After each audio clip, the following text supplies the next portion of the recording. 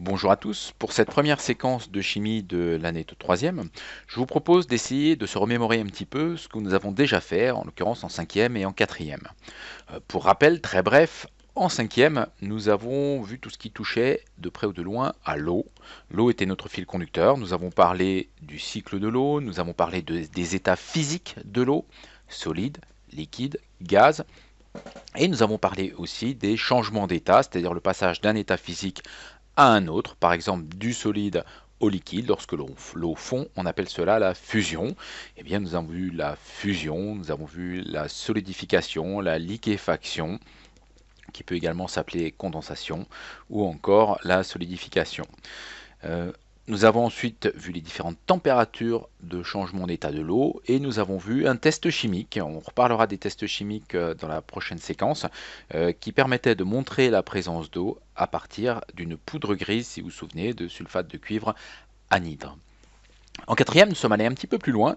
Nous avons commencé par parler des combustions pour arriver finalement à la notion de transformation chimique. Et nous avons également abordé la notion d'atomes, de petits grains de matière élémentaire qui nous permettaient d'expliquer les états physiques, solide, liquide, gaz et leurs propriétés. Mais surtout, nous avons vu que la matière, en règle générale, était constituée de ces petits grains de matière que l'on appelle atomes. Alors pour rappel, l'atome, c'est un grain de matière d'une taille extrêmement petite, de l'ordre du nanomètre. Alors pour bien imaginer ce que c'est qu'un nanomètre, pensez à un mètre, et puis derrière ce mètre, imaginez un millimètre, le millimètre que nous avons tous sur nos règles. Eh bien, imaginez ce petit millimètre, tout le monde voit bien le saut qu'il y a déjà entre le mètre et le millimètre, imaginez qu'on le coupe en 1000 parties égales. Eh bien, si on le coupe en 1000 parties égales, on obtient ce que l'on appelle un micromètre. Le micromètre est 1 million de fois plus petit que le mètre et c'est ce que l'on arrive à observer comme ordre de grandeur avec un microscope. Et bien maintenant, imaginez ce petit millième de millimètre. Imaginons qu'on arrive à le couper en 1000 parties, encore une fois égales. Eh bien, vous prenez un millième de millimètre et c'est un nanomètre. Donc je répète, vous prenez un mètre, vous le divisez en 1000 pour obtenir un millimètre, vous le divisez encore en 1000 pour obtenir un micromètre, et ce petit micromètre, vous le divisez en 1000 et vous aurez un nanomètre. Et bien l'atome est grosso modo encore 10 fois plus petit que ce nanomètre. En quatrième, donc, on a parlé de cet atome en disant que la matière était constituée de ces grains de matière et nous avons vu un certain nombre d'atomes, le carbone, l'oxygène, l'hydrogène, mais surtout nous avons vu que ces atomes pouvaient s'associer entre eux pour former une structure un petit peu plus grande, en l'occurrence des molécules. Vous avez ici sous les yeux sans doute l'une des molécules les plus connues, la molécule d'eau. Cette molécule d'eau est constituée de 3 atomes. D'abord, elle est constituée d'un atome d'oxygène que l'on représente par une boule rouge. Le symbole de l'atome d'oxygène est la lettre O. Elle est ensuite constituée de 2 atomes d'hydrogène. Ces atomes d'hydrogène sont représentés par des boules blanches et le symbole de l'hydrogène est la lettre H. La molécule d'eau aura donc pour formule H2O. H indice 2 signifie qu'il y a 2 hydrogènes. O signifie qu'il y a un oxygène. Voilà pour les rappels de ce que nous avons vu entre la cinquième et la quatrième. La notion actuellement à l'écran est extrêmement importante pour la suite, celle d'atome. Tout le monde doit bien avoir compris que la matière est constituée de petits grains de matière, appelés atomes, que chaque atome a un nom, par exemple oxygène, un symbole, la lettre O, et un modèle, une façon de le dessiner, en l'occurrence un rond rouge pour l'atome d'oxygène. Je vous propose pour continuer de nous intéresser d'un petit peu plus près à cet atome que l'on a considéré pour l'instant comme une simple boule, comme s'il n'y avait rien à l'intérieur. Alors, à la question qui apparaît à votre écran, qu'est-ce que c'est? Je pense que vous imaginez d'ici la réponse. Non, ce n'est pas une ruche.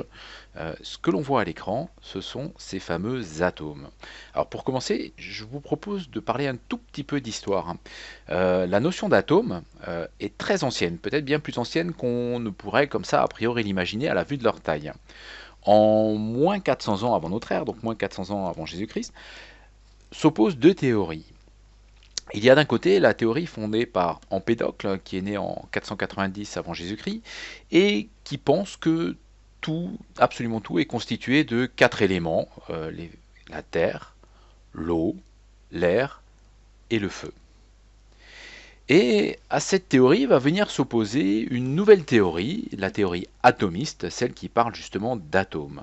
Cette théorie voit le jour autour de moins 400 ans avant notre ère. Alors comment est-ce possible? Comment 400 ans avant notre ère, alors qu'il y avait évidemment ni microscope, ni lunettes, ni aucun appareil grossissant, on aurait pu imaginer qu'il y a des atomes? Eh bien tout ça part d'un simple raisonnement.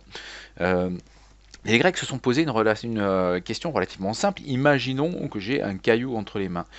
Si ce caillou, je le casse en deux, j'aurai bien entendu un demi-caillou. Si je le casse encore en deux, j'aurai un quart de caillou. Puis si je continue, j'aurai un huitième, puis un 16e, puis un 32e, un 64e, un 128e, etc., etc. Mais est-ce qu'on peut imaginer finalement que ce caillou, je le casse en deux à l'infini? Si je peux casser ce caillou en deux à l'infini, c'est-à-dire quoi qu'il arrive, je casse en deux, j'ai encore de la matière à casser en deux, ça voudrait finalement dire que ce caillou est lui-même constitué d'une infinité de matière, ce qui paraît relativement peu envisageable. Et donc, les Grecs ont pensé que peut-être il y avait une plus petite particule possible, un petit élément, une brique élémentaire qu'on ne pourrait plus casser. Et en grec, incassable se dit atomos, enfin indivisible pour être précis. Atomos veut dire indivisible, et ce nom d'atomos va donner son nom à l'atome que l'on connaît aujourd'hui. Simplement, il faut savoir qu'entre moins 400 avant Jésus-Christ et le moment où on a reparlé d'atomes, s'est écoulé un temps relativement long, puisque la théorie de l'atome n'a été reprise finalement que dans les années 1800. Et jusque-là, on a pensé que la théorie des les quatre éléments, eau, air, terre, feu, était valable. Ce n'est finalement qu'au XVIIe siècle que la notion d'atome reviendra au goût du jour, la théorie des quatre éléments ayant eu dessus jusque-là. Alors vous me direz, comment est-il possible d'avoir aujourd'hui des images telles que vous avez devant vous? Eh bien simplement, les technologies ayant bien sûr évolué, nous avons des microscopes qui nous permettent de voir l'atome, ou en tout cas l'état de surface de la matière. Alors quand je dis voir, vous allez comprendre, il ne s'agit pas de voir, mais d'en avoir une image, puisque les microscopes dont on parle, n'ont rien à voir avec ceux que vous connaissez de SVT par exemple. Ce sont des microscopes dits à effet tunnel ou microscope à balayage électronique qui s'apparente davantage à un outil informatique finalement pour construire une image de la surface de la matière qui nous permet effectivement de voir l'atome plutôt qu'à un appareil optique comme celui que vous connaissez en SVT. Voilà ce qu'il faut qu'on retenir pour l'instant. Alors, vous n'avez bien entendu pas de trace écrite à mettre dans la leçon. Je vous donnerai un polycopier à la rentrée. Vous aurez des photocopies avec le contenu nécessaire. Par contre, il vous appartient d'ores et déjà de commencer à apprendre les notions de leçon et tout ce qu'il faudra retenir, puisque nous reviendrons dessus, mais extrêmement rapidement en classe. Donc, la première chose à retenir, c'est que la matière est constituée de petites sphères, de petits grains de matière que l'on appelle des atomes. Le diamètre de ces atomes est de l'ordre de grandeur du dixième de nanomètre. Pour rappel, en utilisant les puissances de 10, un nanomètre, c'est 10 puissance moins 9 mètres. Donc l'ordre de grandeur de l'atome est plutôt de l'ordre de 10 puissance moins 10 mètres. Alors, encore juste un chiffre avant d'aller plus loin, juste pour vous aider à imaginer combien cet atome est petit. Eh bien, dans un gramme de carbone, je vous demande combien, à votre avis, il y a d'atomes de carbone. Donc, un gramme de carbone, c'est pas grand-chose, hein, c'est une pointe de crayon de papier, à peine plus. Donc, c'est vraiment un tout petit peu de carbone. Combien y a-t-il d'atomes à l'intérieur? Eh bien, il y a 3 fois 10 puissance 23 atomes de carbone, c'est-à-dire 3 suivi de 23 zéros atomes de carbone. C'est un chiffre absolument gigantesque. Je vous laisse donc imaginer combien d'atomes peuvent bien constituer votre crayon de papier en entier, ou pire encore, combien d'atomes constituerait notre corps. C'est absolument immense. Nous allons maintenant essayer de regarder ce qui se trouve à l'intérieur de notre atome, puisque je vous ai annoncé tout à l'heure que l'atome n'était pas du tout la particule vide que les Grecs avaient imaginé, enfin vide, en tout cas indivisible, pardon, pas vide, que les atomes n'étaient pas du tout la particule indivisible que les Grecs avaient imaginé? Eh bien, pour commencer, je vais vous poser une première question. Vous savez depuis longtemps, depuis la classe de 5e au moins, que certains matériaux sont conducteurs et d'autres non, d'autres sont isolants. Alors, la question est pourquoi? D'abord, qu'est-ce qui fait que certains matériaux sont conducteurs électriques? Qu'est-ce que c'est qu'un conducteur électrique? Et puis, pourquoi d'autres ne le sont pas? Eh bien, pour répondre à cette question, il va falloir s'intéresser à ce qu'il y a justement à l'intérieur des atomes. Si vous vous souvenez d'abord à la question, qu'est-ce qu'un courant électrique? Un courant électrique, c'est des petites particules électriques qui circulent dans les fils. Ces petites particules électriques, on a déjà donné leur nom, ce sont les électrons. Eh bien, d'où viennent les électrons? D'où sortent ces électrons qui circulent? Eh bien, justement, ils sortent de l'atome. Parce que si on pouvait regarder, et ce n'est pas possible, à l'intérieur de l'atome, eh bien, on y verrait deux choses.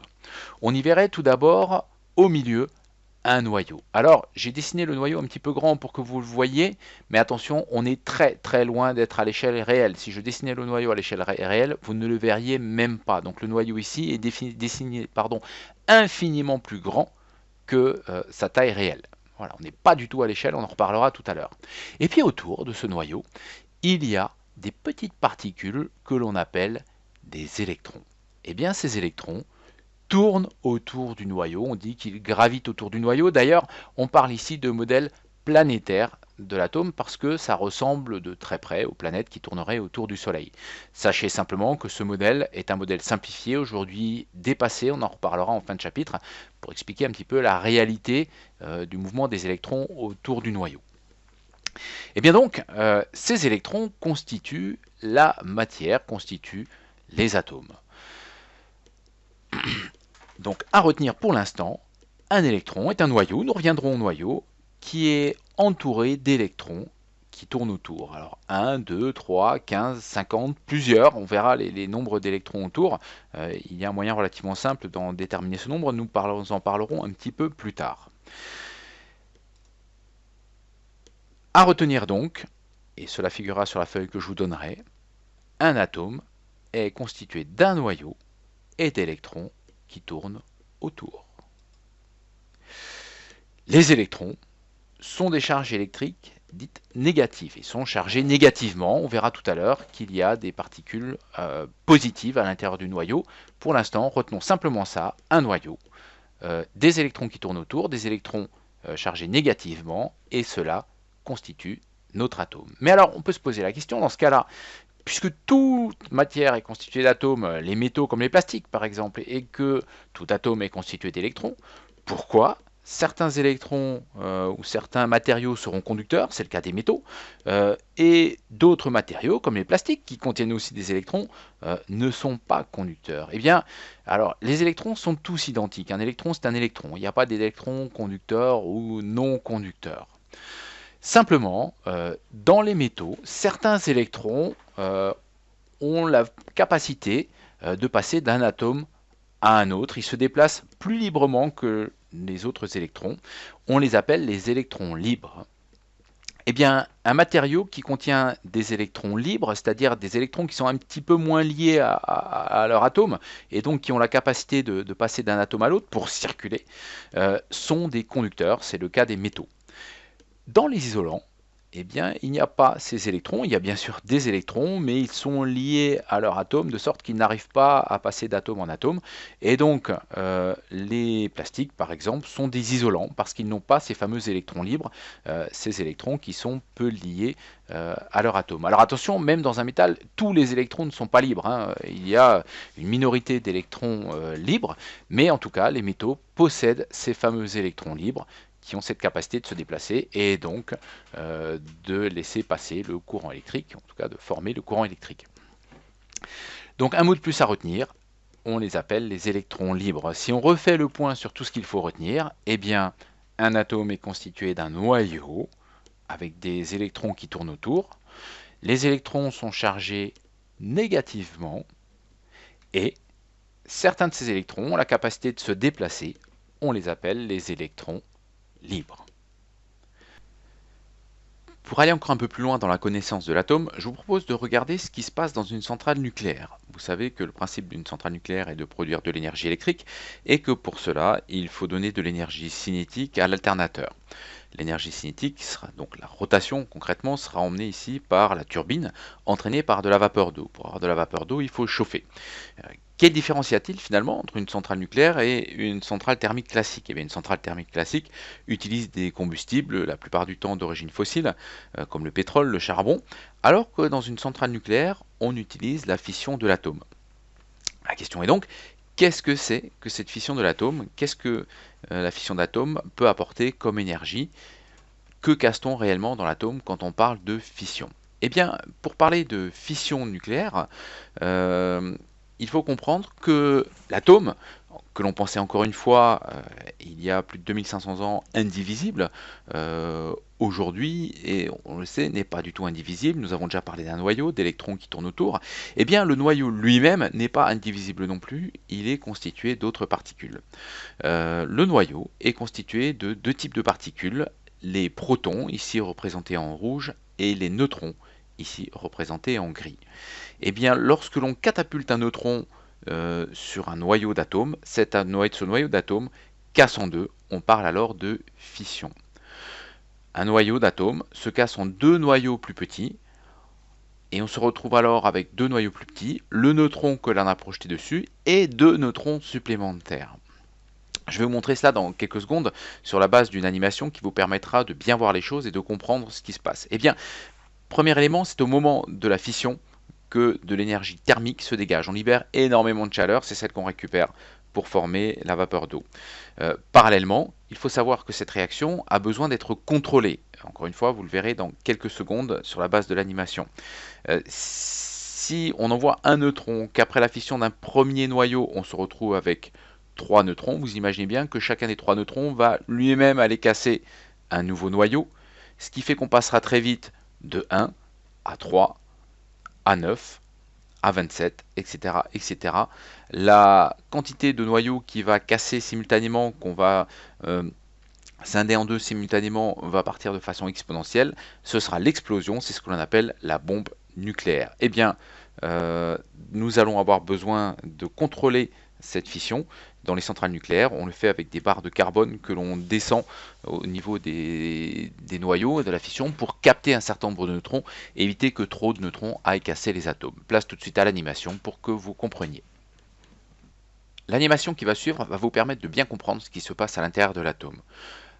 Représenté à l'écran, un neutron qui va être catapulté sur le noyau de l'atome. On est bien d'accord que même s'il y a écrit atome, en réalité c'est son noyau seul qui est représenté, les électrons étant plus loin, nous en parlerons un petit peu plus tard. Ce noyau constitué de particules rouges, les protons, alors évidemment ne sont pas de couleur rouge, les protons n'ont pas de couleur, mais que nous représentons ici en rouge, et les neutrons qui sont représentés en gris.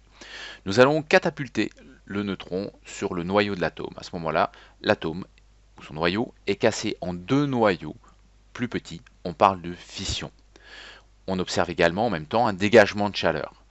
On voit qu'à l'issue de cette fission, on se retrouve bien avec les trois neutrons, le neutron émis, plus deux nouveaux neutrons.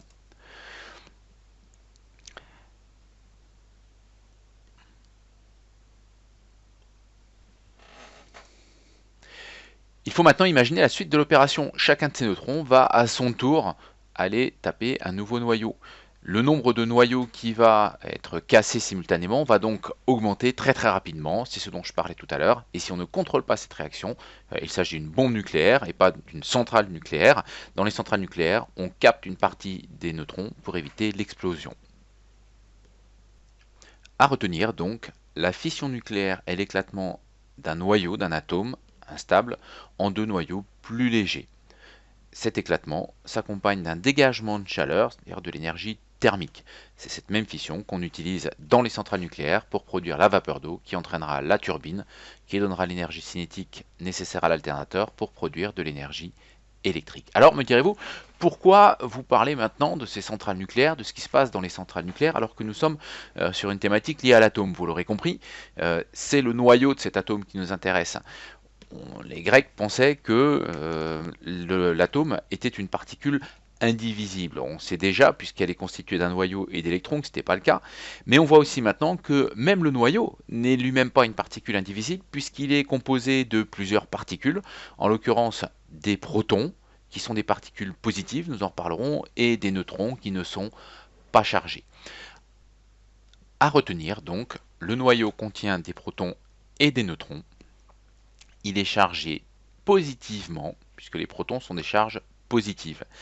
Les neutrons, eux, comme leur nom l'indique, sont neutres, ils ne sont pas chargés. Et pour rappel, même si nous ne l'écrivons pas ici, les électrons sont des particules négatives. Si on résume donc ce que nous sommes censés savoir à cet instant, un atome, c'est un noyau, lui-même composé de charges positives appelées protons, de particules non chargées, les neutrons, et d'électrons, charges négatives, qui tournent autour.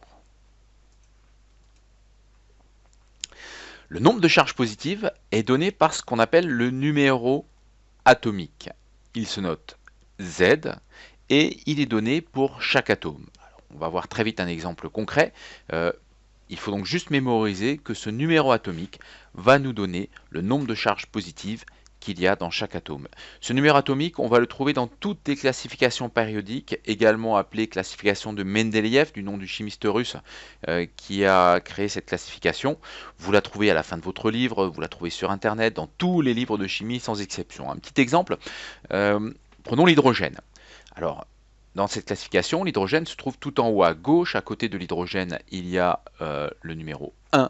Le numéro atomique 1 veut dire que l'hydrogène contient donc simplement un proton. Prenons l'azote. L'azote est la lettre N. Alors N et pas A. N parce que ça vient de l'anglais nitrogen.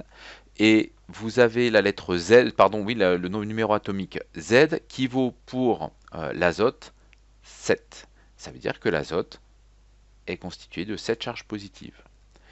Je vous laisse quelques secondes pour trouver le nombre de charges positives que contient le noyau du carbone. Donc le carbone qui est dans la deuxième ligne du tableau. Donc carbone, numéro atomique 6, ça veut dire qu'il y a 6 charges positives. De même pour l'oxygène, juste à côté, combien de charges positives pour l'oxygène? Il suffit de regarder. Numéro atomique 8, ça veut dire 8 charges positives, rien de bien compliqué. Juste pour l'illustration, voici la première classification de Mendeleïev. Vous voyez que sa présentation n'est pas tout à fait la même, elle n'est pas tout à fait sous forme de tableau avec les cases que nous avons vues précédemment. Son étude n'est pas l'objet de cette séquence en particulier. Si ça intéresse certains de savoir comment cette classification a été constituée, je vous laisse chercher, je suis certain que vous trouverez sur Internet la réponse sans problème. Alors, je reviens maintenant au noyau et j'aimerais vous parler un petit peu de sa taille. On sait maintenant de quoi il est constitué, on sait qu'il est constitué de protons, de neutrons, on sait qu'il est chargé positivement puisque les neutrons sont non chargés et que les protons sont chargés positivement. Maintenant, imaginons, pour visualiser la taille de ce noyau par rapport à la taille de l'atome, qui lui-même est déjà, je vous rappelle, très petit, hein, un dixième de nanomètre, on va essayer d'imaginer une bille de 1 cm. Vous l'imaginez posée devant vous, ou mieux, vous allez l'imaginer posée sur la paillasse. Alors essayez de vous remémorer la salle de physique-chimie. Imaginez qu'il est sur la paillasse professeur, la mienne, devant une petite bille de 1 cm. Vous reconnaîtrez très vite l'image à l'écran, c'est bien sûr le collège, donc vous reconnaissez très facilement les trois petits préaux rouges de la cour, le bâtiment des salles de cours, et ici la salle de physique sur laquelle est posé la bille de 1 cm de diamètre. Ma question est où vont se trouver les électrons? Est-ce que les électrons vont se trouver encore sur la paillasse, c'est-à-dire tourner finalement très proche de la bille? Est-ce que les électrons vont tourner plus loin, même dépasser de la paillasse? Pourquoi pas dépasser de la salle? Est-ce qu'ils iront jusqu'à la cour de récréation? Où vont se trouver les électrons qui tournent autour? Eh bien, la réponse sans tarder, les électrons qui tournent autour tournent extrêmement loin.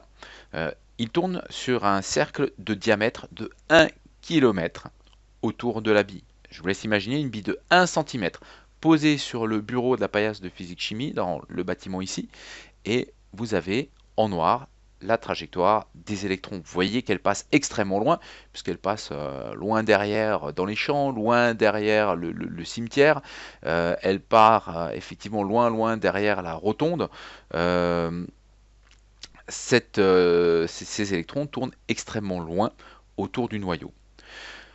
L'atome est petit, le noyau est encore plus petit, on va en reparler. Les électrons tout petits tournent autour. Mais alors, ma question est, qu'est-ce qu'il y a entre le noyau tout petit, prenons la bille posée sur la paillasse de physique-chimie, et les électrons qui tournent à 1 km. Donc imagine une bille de 1 cm, 1 km plus loin, en tout cas sur un diamètre de 1 km, les électrons, qu'est-ce qu'il y a entre les deux? Eh bien, il n'y a rien. Il y a du vide. Nous sommes, l'atome est fait, donc nous, la matière qui nous entoure, vous, moi, le bureau, vos stylos, nous sommes intégralement constitués de vide. Nous sommes 99,99% de vide.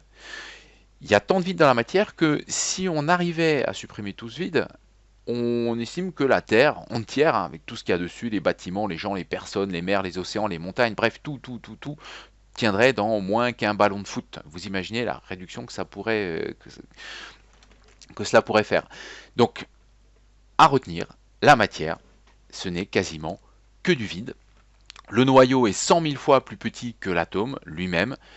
Les électrons tournent autour et entre les deux, il y a du vide. Vous vous souvenez, au tout début de cette séquence, je vous avais dit, attention, mon dessin n'est pas à l'échelle. Le noyau, ici, je l'ai représenté beaucoup plus grand que dans la réalité. Vous comprenez maintenant pourquoi. Si je dessinais le noyau 100 000 fois plus petit que l'atome, qui en réalité est défini par le rayon des électrons, je dessinerais un point à peine visible au milieu. C'est strictement impossible. Entre le noyau et les électrons, à retenir, il y a du vide.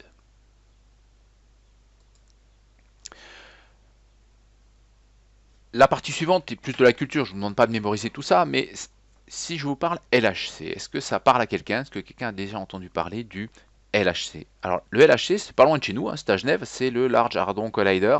C'est un accélérateur de particules qui sert à accélérer les particules à des vitesses très proches de la vitesse de la lumière, de manière à les choquer, à faire des accidents de particules, hein, on les projette les unes contre les autres.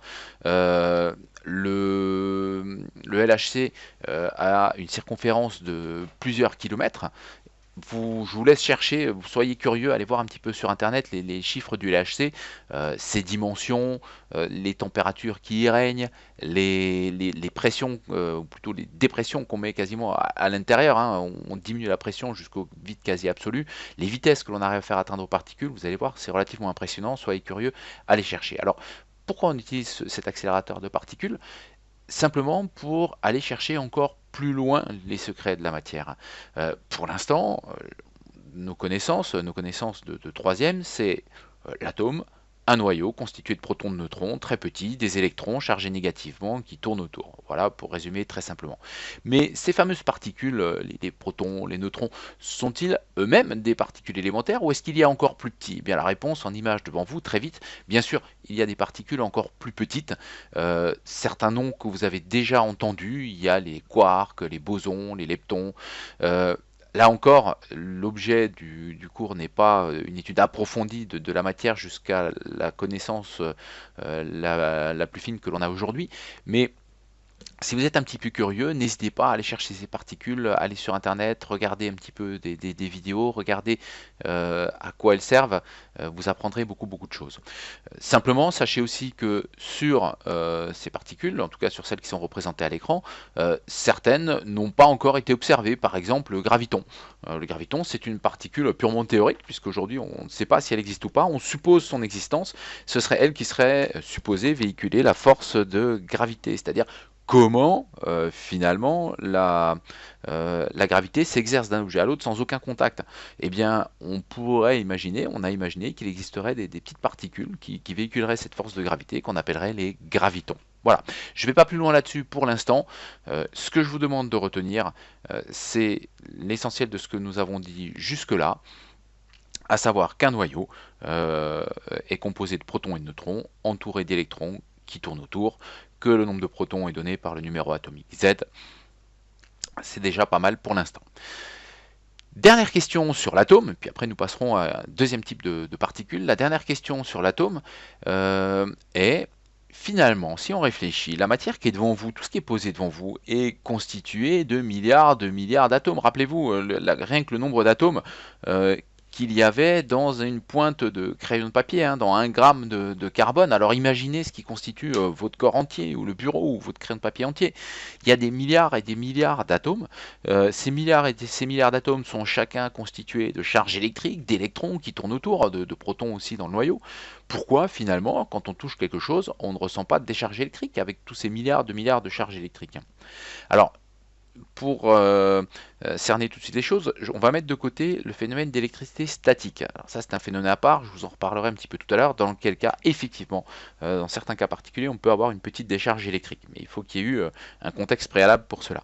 Mais en règle générale, vous touchez n'importe quel objet, et heureusement, on n'est pas électrisé à chaque fois. Alors pourquoi? Pour une raison extrêmement simple, c'est qu'un atome est électriquement neutre. Ça veut dire qu'il y a autant de charges positives dans le noyau que d'électrons autour.